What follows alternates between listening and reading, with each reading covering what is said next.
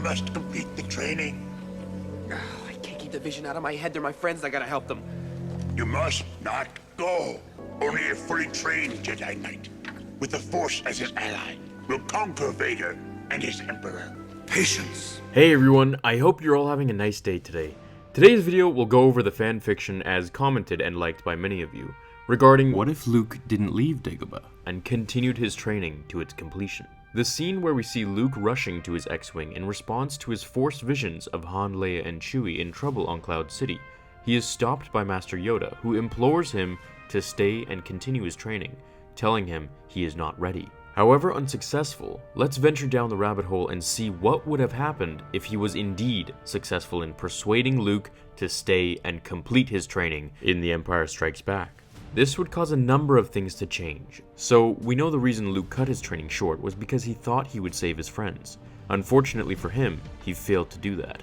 He showed up after Solo was already frozen in carbonite and captured by Boba Fett. Leia and Chewie had already escaped until they turned around for Luke. And on top of all that, Luke lost his hand to Vader. First, let's take what we know. The time gap between episodes 5 and 6 was 1 year. In this time, Luke returned to Dagobah to complete his training, as he had promised Yoda, leading into the return of the Jedi. Assuming he looked at Yoda, stopped what he was doing, and stayed to complete his training for 1 year's time, he would have fully unlocked his powers and potential. He would have become even more powerful than he was in Return of the Jedi. Yoda's death would have been further away at this point, and he would have had more time to learn new things and master old abilities from Yoda and Obi-Wan's ghost. I believe Yoda and Kenobi's Force Ghost would teach him of everything that had happened in the Clone Wars and leading up to this date, telling him about Qui-Gon, Mace Windu, and the Emperor, teaching him the things that he needed to learn the most.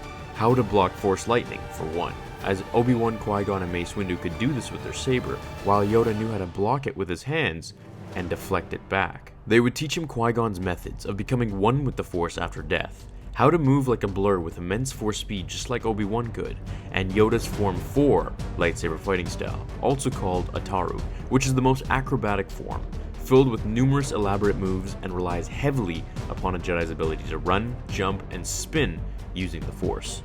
He would learn to truly tap into his genetic potential of the Skywalker family, which seems to be something all Skywalkers miss out on. Anakin with his impatience to join the dark side and having his limbs cut off by Kenobi, thus losing 20% at least of his potential as stated by Lucas. Upon the completion of his full training, he would then start where he did as we saw him in episode 6.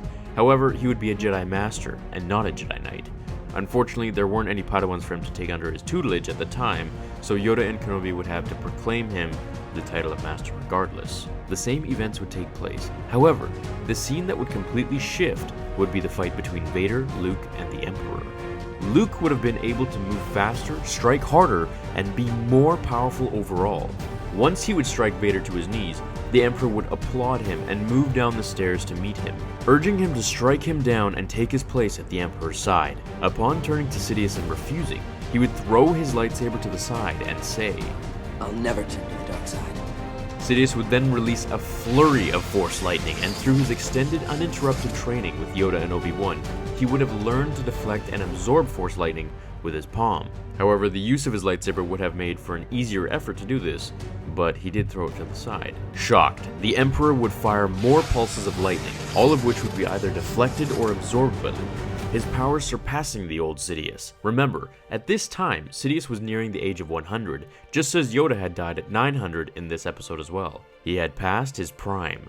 Although still a very powerful force, no pun intended, he just could not stand up to Luke's new powers.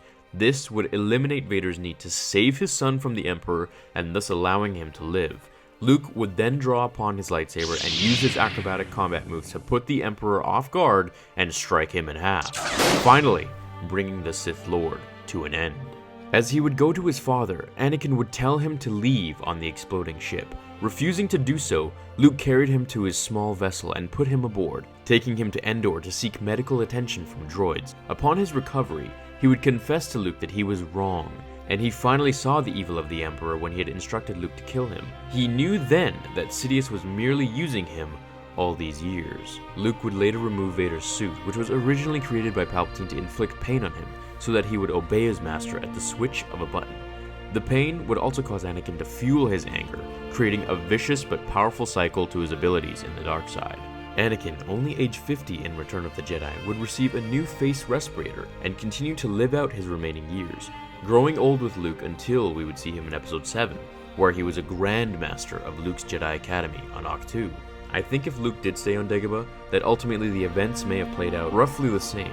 However, the end goal, which was to keep Anakin alive as a Jedi again, and preserve the teachings of the old Jedi to new generations, was what was most important to the galaxy, eventually bringing on the rise of Snoke, and thus creating a different story for The Force Awakens.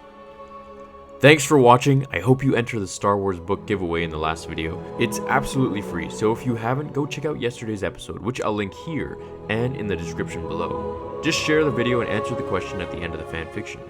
Thanks so much, everyone. I really appreciate all of you. It looks like my goal of hitting 100,000 subscribers before the new year may actually happen. I'm really excited about this, as I've always wanted to hit 100k, and I can't thank you all enough. Stay tuned for tomorrow's episode of Star Wars Theory, everyone, and may the Force be with you.